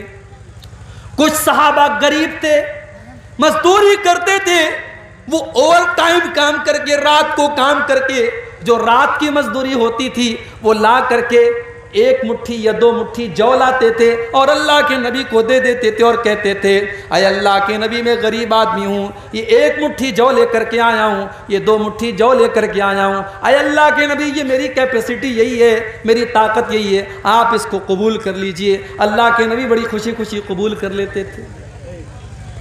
منافق لوگ مذاق اڑاتے تھے، دیکھو یہ 1 مٹھی جو کے ذریعے اسلام کی خدمت کرنے کے لیے آئے ہیں۔ اللہ کے پیارے نبی کہتے تھے او لوگو میرے ان غریب صحابہ کا مذاق نہ اڑاؤ، لو انفق احدکم مثل احد ذہبا، تم احد پہاڑ کے برابر بھی اگر سونا خرچ کر دو گے، میرے ان غریب صحابہ نے 1 مٹھی یا 2 مٹھی جو دیا ہے تم اس کا مقابلہ نہیں کر سکتے۔ اسی میں کچھ غریب صحابہ اللہ کے نبی کے پاس آئے، اے اللہ کے نبی ہم بھی آپ کے ساتھ غزوہ تبوک میں جانا چاہتے ہیں۔ آپ نے پوچھا کیا تمہارے پاس سواری کا سادن ہے؟ اے اللہ کے نبی ہمارے پاس سواری کا سادن نہیں ہے۔ آپ نے فرمایا میں تم کو لے کے نہیں جا سکتا، ہمارے پاس سواریاں محدود ہیں، ہم تمہیں اپنے ساتھ لے کے نہیں جا سکتے، تمہیں اگر چلنا ہے تو سواری کا انتظام کرو ورنہ ہم تمہیں لے کر کے نہیں چل سکتے۔ وہ بیچارے غریب صحابہ تھے، ان کے پاس سواری کا سادن نہیں تھا، اونٹ نہیں تھا، گھوڑا نہیں تھا، وہ پلٹ کر کے جانے لگے۔ جب پلٹ کر کے جانے لگے ان کی آنکھوں سے آنسو بہنے لگے، انہوں نے نبی کے سامنے اپنی آنسوؤں کو ظاہر نہیں کیا، وہ پلٹ کر کے جب جانے لگے تب ان کی آنکھوں سے آنسو بہ رہے ہیں۔ نبی نے ان کے آنسوؤں کو نہیں دیکھا، مگر اللہ نے قرآن میں ان کے آنسوؤں کا ذکر کیا۔ قرآن کے 10ویں پارے کے آخر میں اللہ نے فرمایا وَلَا عَلَى الَّذِينَ إِذَا مَا أَتَوْكَ لِتَحْمِلَهُمْ قُلْتَ لَا أَجِدُ مَا أَحْمِلُكُمْ عَلَيْهِ تَوَلَّوْا وَأَعْيُنُهُمْ تَفِيضُ مِنَ الدَّمْعِ حَزَنًا أَلَّا يَجِدُوا مَا يُنْفِقُونَ۔ اے نبی میرے ان غریب صحابہ کو ذرا دیکھیے جو آپ کے پاس آ کر کے کہتے ہیں کہ اے اللہ کے نبی ہم کو بھی لے کے چلیے، اور آپ کہتے ہیں میرے پاس سواری نہیں ہے، تو اے میرے نبی وہ پلٹ کر کے جب جاتے ہیں تو رونے لگتے ہیں، ان کی آنکھوں سے آنسو بہنے لگتے ہیں۔ حزناً اللہ یجدوا ما ينفقون، انہیں ملال ہے اس بات کا کہ کاش ان کے پاس بھی اتنا ہوتا کہ آج وہ اسلام کے لیے کچھ کر سکتے۔ میرے پیارے ساتھیوں یہ نبی کے صحابہ ہیں، ان کی آنکھوں میں اس لیے آنسو ہیں کہ وہ اسلام کی مدد نہیں کر پا رہے ہیں۔ آج ہمارے پاس گھر ہے، زمین ہے، جائیداد ہے، مال ہے، بہت کچھ ہے، مگر ہم اللہ کے دین کے لیے 1 منٹ نہیں دینا چاہتے ہیں، 1 روپیہ نہیں دینا چاہتے ہیں۔ ہم کتنے پیچھے ہیں ان چیزوں میں، ذرا ہم اور آپ کو۔ اب آئیے 2-4 واقعات اللہ کے نبی کی سیرت سے آپ کو سناتا ہوں جب پیارے نبی کی آنکھوں میں آنسو آئے تھے، کیونکہ آج کی میری تقریر کا عنوان یہی ہے رونا۔ اب یہاں رونے کی بات آئی ہے تو ایک بات بولتا ہوں، رونا بھی کئی طریقے کا ہوتا ہے۔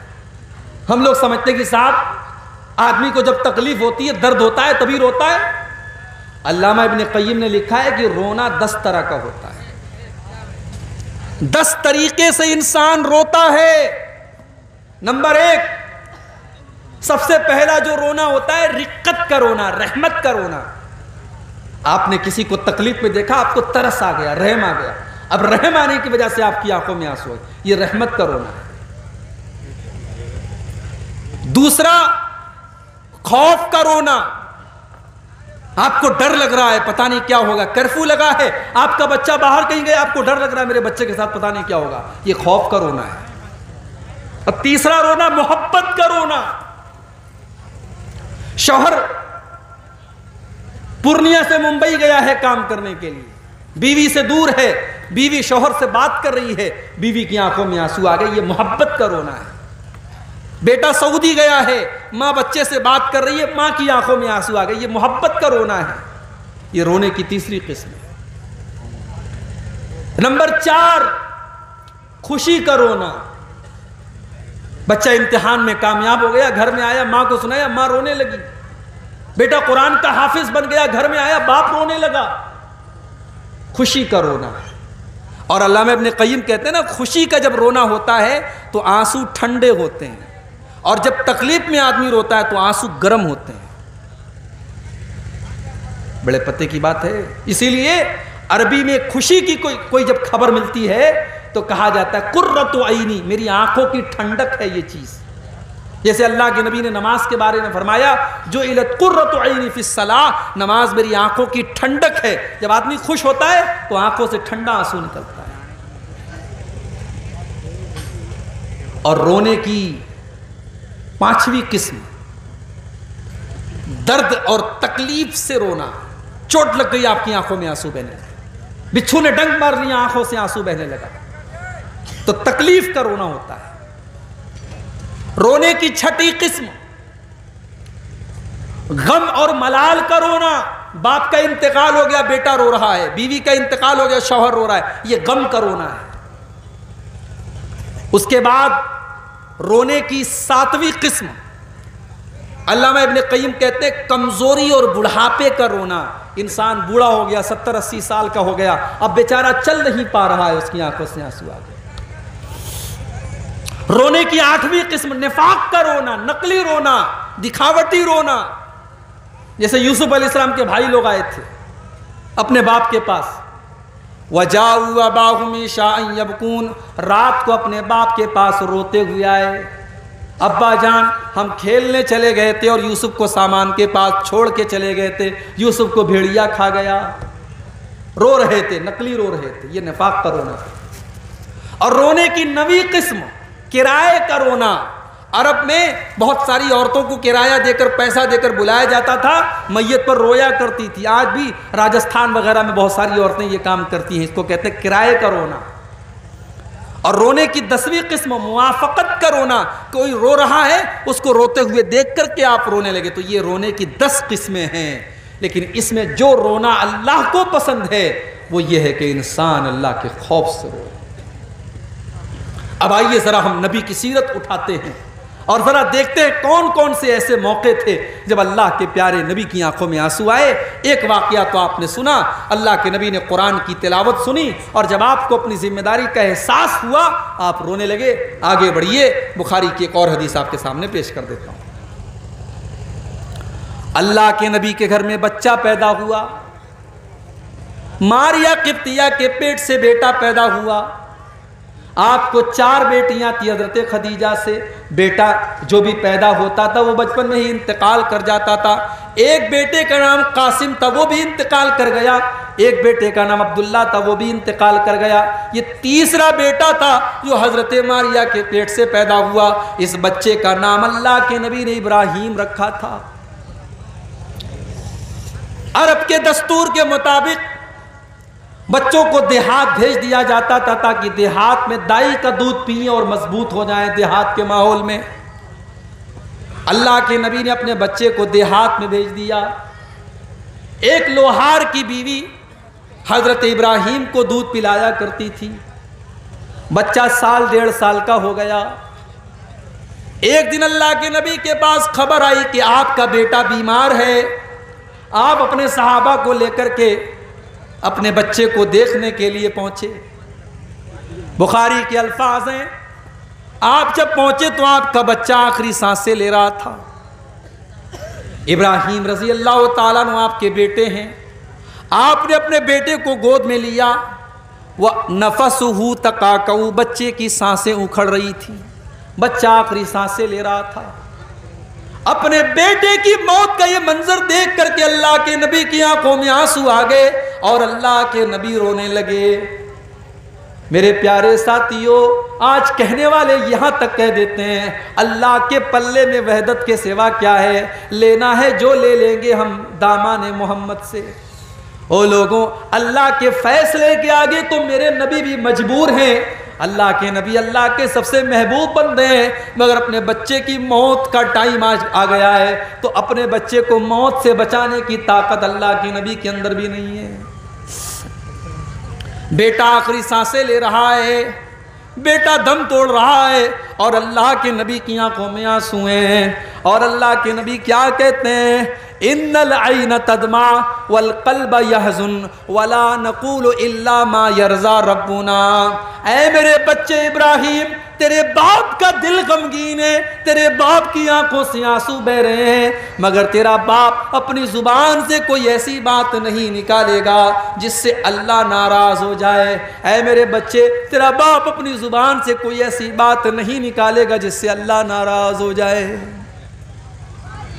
میرے نبی نے صبر کی مثال پیش کی۔ میرے بھائی، آج کتنی عورتوں کا بچہ مر جاتا ہے، عورتیں جذبات میں آ کر کے کہہ دیتی ہیں اللہ کو میرا ہی بیٹا اٹھانا تھا۔ خبردار ایسا جملہ کبھی استعمال مت کرو۔ کسی کے شوہر کا انتقال ہو جاتا ہے، عورتیں کہہ دیتی ہیں ابھی تو میرے شوہر کی موت کا ٹائم نہیں تھا، میرے شوہر کو کیوں اللہ نے اٹھا لیا۔ میری پیاری ماں بہنوں، میرے پیارے ساتھیوں، موت کا ٹائم جب آتا ہے تبھی موت آتی ہے، ایک سیکنڈ پہلے نہیں، ایک سیکنڈ بعد میں نہیں۔ اللہ کے نبی اپنے بچے کی موت کے اوپر رو رہے ہیں، مگر زبان سے کوئی ایسی بات نہیں نکالتے جس سے اللہ ناراض ہو جائے۔ اور اگر آپ نے مرنے والے کا نام لے لے کر کے آپ نے رونا پیٹنا کیا تو مرنے والے کو تکلیف ہوگی۔ اللہ کے پیارے نبی فرماتے ہیں ان المیت یعذب ببکاء اہلہ، مرنے والا اپنے گھر والوں کے رونے کی وجہ سے اس کو عذاب دیا جاتا ہے۔ اگر رونے والے شریعت کے خلاف طریقے سے روتے پیٹتے ہیں تو اس کو عذاب دیا جاتا ہے مرنے والے۔ اور آگے بڑھیے، اللہ کے نبی کی آنکھوں میں آنسو کب آئے؟ آپ کی بیٹی زینب، ان کے گھر میں ایک بچہ تھا، بچے کے انتقال کا ٹائم آ گیا، بچے کی موت کا ٹائم آ گیا۔ حضرت زینب نے اللہ کے نبی کے پاس پیغام بھجوایا کہ آپ کے نواسے کا آخری ٹائم ہے، آپ جلدی سے چلے آئیے، اپنے نواسے کو دیکھ لیجئے۔ اللہ کے نبی نہیں جاتے ہیں بلکہ اپنی بیٹی کو یہ پیغام بھجواتے ہیں اِنَّا لِلَّهِ مَا آتَا وَلَهُ مَا خَسْ۔ اے میری بچی، اللہ تعالیٰ کی مرضی ہے، وہ جو چاہتا ہے لے لیتا ہے، وہ جو چاہتا ہے دے دیتا ہے۔ فَلْتَصْبِرْ وَلْتَعْتَسِبْ، اے میری بچی تو صبر سے کام لے اور ثواب کی امید رکھ۔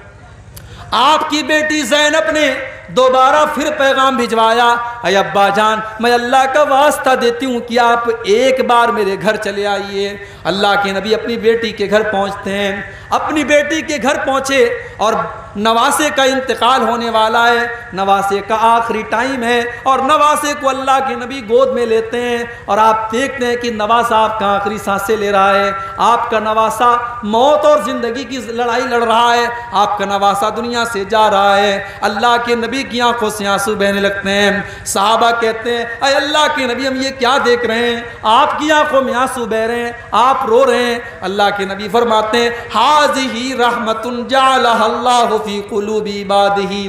او لوگو، یہ تو رحمت کی نشانی ہے جو اللہ نے اپنے بندوں کے دل میں ڈالی ہے۔ میں ایک نانا بھی ہوں، میں ایک باپ بھی ہوں، اپنے نواسے کے غم میں یہ آنسو نکل رہے ہیں۔ جو اللہ نے رحم دل میں ڈالا ہے اسی رحم کی یہ نشانی ہے۔ نبی کی آنکھوں میں آنسو آئے تھے تب بھی۔ ایک اور موقع یاد کیجئے،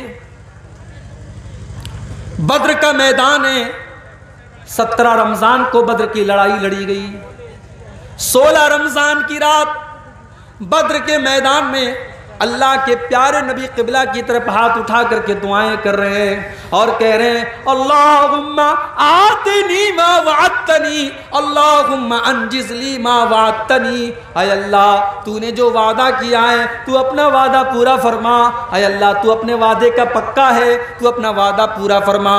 اللہم ان تہلک ہذہ العصابۃ لا تعبد فی الارض، اے اللہ اگر یہ مٹھی بھر تیرے ماننے والے آج اگر ہلاک ہو گئے، یہ 313 اگر آج ہلاک ہو گئے تو اے اللہ پھر روئے زمین پر تیری عبادت کرنے والا کوئی نہ ہوگا، تجھے سجدہ کرنے والا کوئی نہ ہوگا۔ یہ کہہ کر کہ اللہ کے نبی رو رہے ہیں، آپ کی آنکھوں میں آنسو بہ رہے ہیں اور آپ اللہ کی بارگاہ میں رو رو کر کے دعائیں کر رہے ہیں۔ حضرت ابوبکر صدیق آتے ہیں اور پیچھے سے آپ کو چمٹ جاتے ہیں اور کہتے ہیں کفاک مناشدتک ربک، اے اللہ کے نبی بس کیجئے، آپ کا رب آپ کو مایوس نہیں کرے گا، آپ کا رب آپ کی دعا کو ضرور قبول کرے گا۔ اور دنیا نے دیکھا کہ 313 مسلمان 1000 کے اوپر غالب آ گئے، اللہ نے 1000 کے اوپر ان کو کامیابی سے نوازا۔ ایک اور موقع پر میرے نبی کی آنکھوں میں آنسو آئے، رات کا ٹائم تھا، اللہ کے نبی قرآن پڑھ رہے تھے اور قرآن پڑھتے پڑھتے آپ کی نظر اس آیت پر پڑی۔ ابراہیم علیہ السلام اپنے رب سے دعا کرتے ہیں فَمَن تَبِعَنِي فَإِنَّهُ مِنِّي وَمَنْ عَصَانِي فَإِنَّكَ غَفُورٌ رَحِيمٌ، اے اللہ میری امت کے اندر جو میری پیروی کرے گا وہ میرا امتی ہے، اور جو میری نافرمانی کرے گا تو تو غفور الرحیم ہے، تو معاف کر دینا۔ اس کے بعد اللہ کے نبی نے عیسیٰ علیہ السلام کی دعا پڑھی ان تعذبہم فإنہم عبادک وإن تغفر لہم فإنک انت العزیز الحکیم، اے اللہ اگر تو ان کو عذاب دے دے گا تو یہ تو تیرے بندے ہیں، اور اگر تو معاف کر دے گا تو تو طاقت والا ہے، تو حکمت والا ہے۔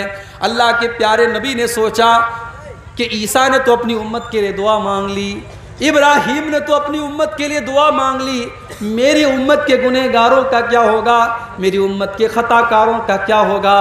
آپ نے ہاتھ اٹھائے، صحیح مسلم کے الفاظ ہیں، آپ روتے ہوئے کہنے لگے اللہم امتی اللہم امتی، اے اللہ میری امت کا کیا ہوگا، اے اللہ میری امت کا کیا ہوگا؟ کبھی غور کیا آپ نے؟ میرے نبی کو نمازیوں کی چنتا نہیں ہے، میرے نبی کو بے نمازیوں کی چنتا ہے، میرے نبی کو تہجد پڑھنے والوں کی فکر نہیں ہے، میرے نبی کو تو اپنی امت کے گنہگاروں کی فکر ہے کہ ان کا بیڑا کیسے پار ہوگا، وہ کیسے قیامت کے دن نجات پائیں۔ آپ اپنی امت کے گنہگاروں کے لیے رو رہے ہیں اور اللہ کی بارگاہ میں دعا کر رہے ہیں کہ اللہ میری امت کو بچا لینا، اے اللہ میری امت کو بچا لینا۔ اللہ نے جبریل کو بھیجا، اے جبریل جاؤ میرے نبی سے پوچھو کیوں رو رہے ہو؟ آپ نے فرمایا میں اپنی امت کے لیے رو رہا ہوں۔ حضرت جبریل نے فرمایا اے اللہ کے نبی اللہ تعالیٰ یہ کہہ رہا ہے اِنَّا سَنُرْضِيكَ فِي أُمَّتِكَ وَلَا نَسُوءُكَ، ہم آپ کی امت کے بارے میں آپ کو خوش کر دیں گے، آپ کو پریشان ہونے کی ضرورت نہیں ہے۔ اگر آپ کی امت توحید کے اوپر قائم رہے گی، اگر ایمان کے اوپر قائم رہے گی، اگر شرک نہیں کرے گی، اگر غیر اللہ کے در پہ سر نہیں جھکائے گی تو آپ کی امت کا بیڑا پار ہو جائے گا۔ وہ نبی ہم سے کتنا پیار کرتے تھے میرے، سلام اس پر جو امت کے لیے راتوں کو روتا تھا، سلام اس پر جو فرش خاک پر جاڑے میں سوتا تھا، سلام اس پر کہ جس کے گھر میں چاندی تھی نہ سونا تھا، سلام اس پر کہ ٹوٹا بوریا جس کا بچھونا تھا، سلام اس پر کہ جس نے خون کے پیاسوں کو قبائیں دیں، سلام اس پر کہ جس نے گالیاں سن کر دعائیں دیں۔ میرے پیارے ساتھیوں، وہ نبی ہم سے اتنا پیار کرتے تھے کہ ہمارے لیے وہ راتوں کو رویا کرتے تھے۔ اس نبی سے ہم کتنا پیار کرتے ہیں؟ نہیں کرتے ہم۔ اگر ہم کرتے تو آج مسجدیں خالی نہ رہتی۔ وہ نبی تو نماز سے اتنا پیار کرتے تھے کہ آخری ٹائم بھی اس نبی نے نماز کو نہیں بھولا۔ سوموار کے دن آپ کا انتقال ہوتا ہے، سنیچر کے دن آپ کی طبیعت بہت خراب ہے، آپ بے چین ہیں، بے قرار ہیں، بار بار آپ چادر کو پھینک رہے ہیں۔ ام حبیبہ کہتی ہیں آپ کی زبان سے الفاظ نہیں نکل پا رہے تھے، میں نے کان لگایا، میں نے غور سے سنا کہ دیکھوں اللہ کے نبی کی زبان سے کیا نکل رہا ہے۔ آخری ٹائم اللہ کے نبی کہہ رہے تھے الصلاۃ وما ملکت ایمانکم، او لوگو نماز کی پابندی کرنا، نماز کا خیال کرنا، نماز کو نہیں چھوڑنا، نماز سے لاپرواہی مت کرنا۔ آخری دن بھی آپ کو نماز یاد تھی۔ آپ جب ٹینشن میں ہوتے تھے آپ حضرت بلال سے کہتے تھے یا بلال ارحنا بالصلاۃ، اے بلال جلدی سے اذان دے دو اور مجھے نماز کے ذریعے سکون پہنچاؤ، جب تک نماز نہیں پڑھ لوں گا مجھے سکون نہیں ملے گا۔ او نبی سے محبت کا دعویٰ کرنے والو، او نبی پر جان چھڑکنے کا دعویٰ کرنے والو، تم ایک ٹائم کی نماز نہیں پڑھتے ہو اور دعویٰ کرتے ہو کہ ہم نبی کے لیے جان دے دیں گے۔ ارے جان بعد میں دینا، پہلے اپنی نیت تو قربان کر کے فجر کی نماز تو پڑھو، تم جان کیا دو گے؟ نماز نہیں پڑھتے کیوں صاحب؟ ارے مولوی صاحب دکان بھی تو چلانا ہے۔ ایک جگہ میں نے بڑی اچھی بات پڑھی تھی، ایک دکان کے باہر لکھا تھا کہ اپنے کام سے کہو کہ نماز کا ٹائم ہے، نماز سے مت کہو کہ مجھے کام ہے، نماز سے مت کہو کہ مجھے کام ہے، اپنے کام سے کہہ دو کہ میری نماز کا ٹائم ہے، میں تیرے لیے نماز کو نہیں چھوڑ سکتا۔ میرے نوجوان ساتھیوں، آپ نماز کی پابندی شروع کر دیجئے، میں اللہ کو گواہ بنا کر کے کہتا ہوں آپ کے کاروبار میں اور برکت ہوگی انشاءاللہ، آپ کے چہرے پر اور نور پیدا ہوگا، آپ کی زندگی میں اور برکت آئے گی۔ جس دکان کے لیے اور جس کاروبار کے لیے آپ نماز کو چھوڑ دیتے ہیں میرے بھائیوں، وہ نماز سے بڑھ کر کے نہیں ہے۔ اللہ نے اپنے نیک بندوں کی تعریف کرتے ہوئے فرمایا رجال اللہ تلہیہم تجارت ولا بیع عن ذکر اللہ واقام الصلاۃ، میرے نیک بندے کاروبار کی وجہ سے کبھی نماز نہیں چھوڑتے۔ میرے نبی کبھی بد دعا نہیں کرتے تھے کسی کو، کبھی کسی کے اوپر جلدی بد دعا نہیں کرتے تھے، مگر جب جان بوجھ کر کے کافروں سے لڑائی کی وجہ سے آپ کی عصر کی نماز قضا ہو گئی اور ان سے جنگ کرنے کی وجہ سے سورج ڈوب گیا اور عصر کی نماز آپ کی قضا ہو گئی، تو بخاری کے الفاظ ہیں آپ نے بد دعا کرتے ہوئے فرمایا ملا اللہ بیوتہم وقبورہم نارا، اللہ ان کے گھروں کو اور ان کی قبروں کو جہنم کی آگ سے بھر دے، شغلونا عن الصلاۃ الوسطیٰ، ان کی وجہ سے ہماری عصر کی نماز قضا ہو گئی، ان کی وجہ سے ہماری عصر کی نماز چھوڑی۔ اتنی محبت تھی اللہ کے نبی کو نماز۔ سوموار کے دن آپ کا انتقال ہوتا ہے، فجر کی نماز مسجد کے اندر چل رہی ہے، ابو بکر صدیق نماز پڑھا رہے ہیں، صحابہ پیچھے نماز پڑھ رہے ہیں، اللہ کے پیارے نبی حجرہ عائشہ کا پردہ ہٹاتے ہیں، سامنے حضرت ابو بکر نماز پڑھا رہے ہیں اور سب لگی ہوئی ہے، صحابہ نماز پڑھ رہے ہیں، اللہ کے نبی مسکرانے لگتے ہیں، آپ کے چہرے پر مسکراہٹ آ جاتی ہے۔ اچھا جب میرے نبی مسکراتے تھے نا ایسا لگتا تھا 14ویں کا چاند چمک رہا ہے، ایسا لگتا تھا کہ دنیا کی ساری خوبصورتی ختم ہے میرے نبی کے اوپر۔ وہ حسان بن ثابت نے کہا تھا نا وَأَحْسَنَ مِنْكَ لَمْ تَرَ قَطُّ عَيْنِي وَأَجْمَلَ مِنْكَ لَمْ تَلِدِ النِّسَاءُ، اے میرے نبی آپ سے زیادہ حسین و جمیل انسان کو کسی ماں نے جنم نہیں دیا اور آپ سے زیادہ خوبصورت انسان میں نے کبھی نہیں دیکھا۔ یوسف علیہ السلام کو مصر کی عورتوں نے دیکھا تو اپنے ہاتھ کاٹ لیے تھے، سوچو اگر انہوں نے میرے نبی کو دیکھا ہوتا تو کیا حال ہوتا۔ میرے عزیزوں اتنے خوبصورت تھے اللہ کے نبی، آپ نے صحابہ کو نماز پڑھتے ہوئے دیکھا، آپ کے چہرے پر مسکراہٹ آ گئی۔ یہ مسکراہٹ کیوں تھی؟ یہ سکون کی علامت تھی، یہ پہچان تھی کہ میری امت میرے بعد بھی اپنے مشن پر قائم ہے، میرے بعد بھی نماز چل رہی ہے، میرے جانے کے بعد بھی میرے صحابہ نماز پڑھتے رہیں گے۔ میرا مشن کامیاب ہے، میرے مشن پر میرے صحابہ چل رہے ہیں. یہ سکون تھا جس کی وجہ سے اللہ کے نبی کے چہرے پر مسکراہٹ پھیل گئی اور آپ ہنسنے لگے. اور صحابہ کہتے ہیں کہ ہمیں نماز کی حالت میں یہ محسوس ہو گیا کہ اللہ کے نبی حضرت عائشہ کے حجرے کے دروازے پر کھڑے ہیں اور مسکرا رہے ہیں. صحابہ نے کہا ہمیں ڈر ہوا کہیں ہم نماز چھوڑ کے بھاگ نہ جائیں، ہم پیچھے ہٹنے لگے. اللہ کے نبی نے اشارہ کیا کہ نماز کو کنٹینیو رکھو، اور اس کے بعد آپ نے پردے کو دوبارہ گرا دیا اور اس کے بعد آپ کا انتقال ہو گیا. یہ آخری دیدار تھا جو اللہ کے نبی کے صحابہ نے دیکھا تھا. تو نبی کی آنکھوں سے تب بھی آنسو آئے تھے. ایک دو واقعہ اور سنا کر کے بات میں ختم کرتا ہوں، رات کے 1:30 بج رہے ہیں. ایک اور موقع پر اللہ کے نبی کی آنکھ سے آنسو آئے تھے. بڑے غور سے سنیں، ہماری مائیں بہنیں اس واقعے کو سنیں. ایک صحابی اللہ کے نبی کے پاس آتے ہیں. صحیح ابن حبان کی صحیح روایت ہے، اے اللہ کے نبی، ہم دور جاہلیت میں بہت سارے غلط کام کرتے تھے، بتوں کی پوجا کرتے تھے، مردار کھایا کرتے تھے. اے اللہ کے نبی، انہی غلط کاموں میں سے ایک کام یہ بھی تھا وَنَقْتُلُ الْأَوْلَادَ کہ ہم اپنے بچوں کو قتل کر دیا کرتے تھے، اپنے بچوں کو مار ڈالا کرتے تھے، ہم بیٹیوں کو قتل کر دیتے تھے. اے اللہ کے نبی، میری ایک بیٹی تھی، مجھ سے بہت پیار کرتی تھی. کلما دعوتها اجابت، جب میں اس کو بلاتا تھا وہ دوڑی دوڑی میرے پاس آتی تھی. اے اللہ کے نبی، ایک دن میں نے اپنی بچی کو بلایا، وہ دوڑی دوڑی میرے پاس آئی. میں نے اس کا ہاتھ پکڑا اور گھر کے باہر لے کر کے چلا. کچھ دور چلا، کچھ دور گیا، ایک کنویں کے پاس پہنچا.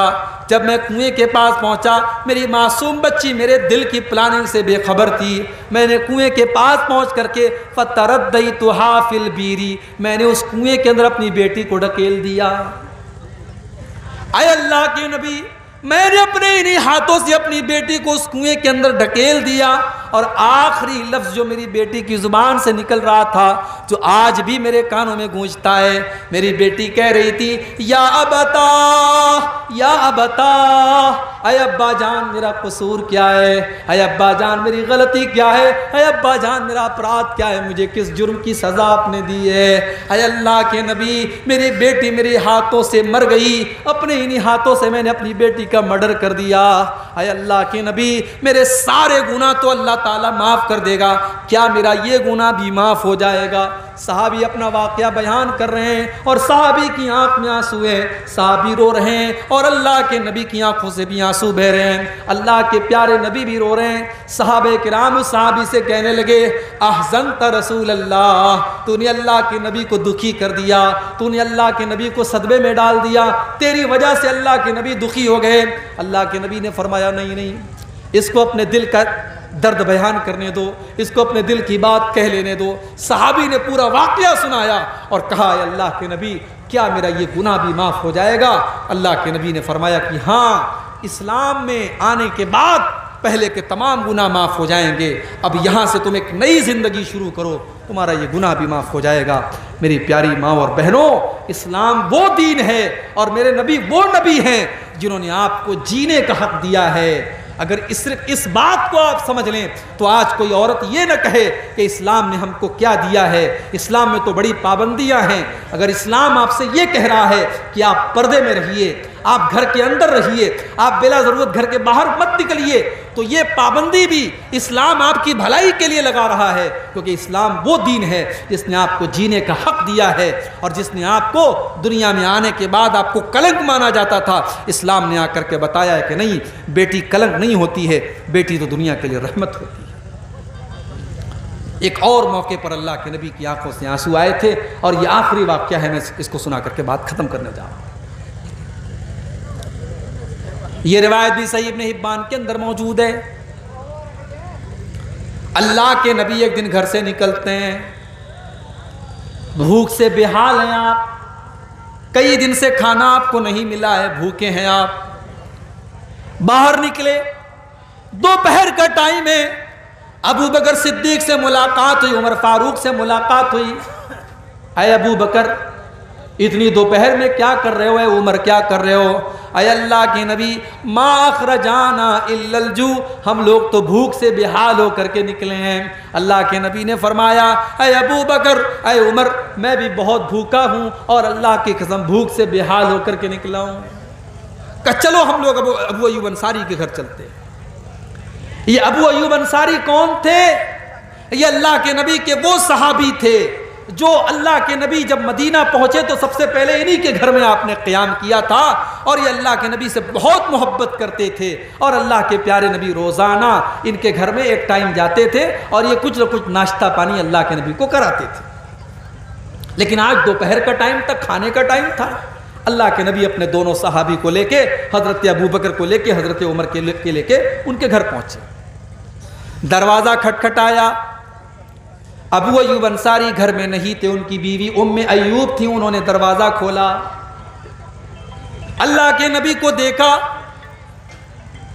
اللہ کے رسول کو دیکھ کر کے وہ ویلکم کرنے لگی، مبارکباد دینے لگی، مرحبا برسول اللہ، اے اللہ کے نبی آپ کا آنا مبارک ہو، خوش آمدید، ویلکم، اے اللہ کے نبی آپ کا آنا مبارک ہو، آپ کے ساتھیوں کا آنا مبارک ہو۔ آپ نے پوچھا کیا ابو ایوب انصاری گھر پر ہیں؟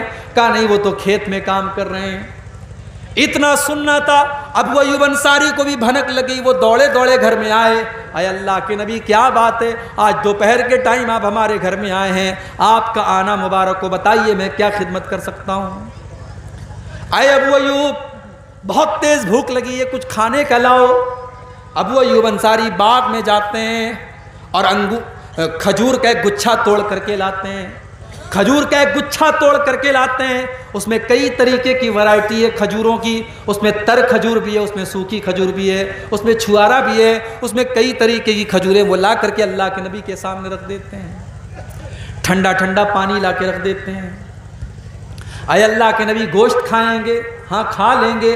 اے اللہ کے نبی بکری ذبح کر دوں؟ ہاں کر لو، لیکن دودھ والی بکری مت ذبح کرنا۔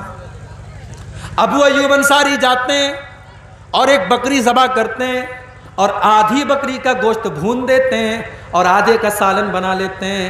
بیوی سے کہتے تو روٹی بنا، بیوی روٹی بنا دیتی ہے اور دو طریقے کا گوشت لاتے ہیں، روٹی لاتے ہیں اور اللہ کے نبی کے سامنے رکھ دیتے ہیں۔